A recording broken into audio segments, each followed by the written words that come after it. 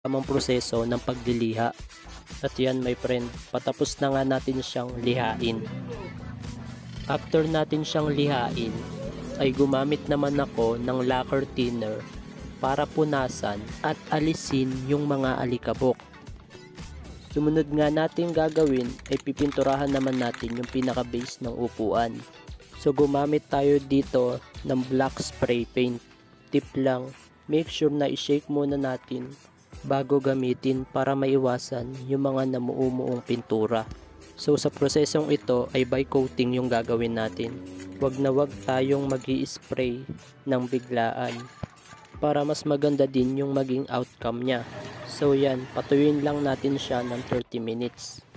After 30 minutes nga ay mag-proceed naman tayo sa second coating niya. So this time ay unti-unti na nga natin kinakapalan yung pagpipintura at minimake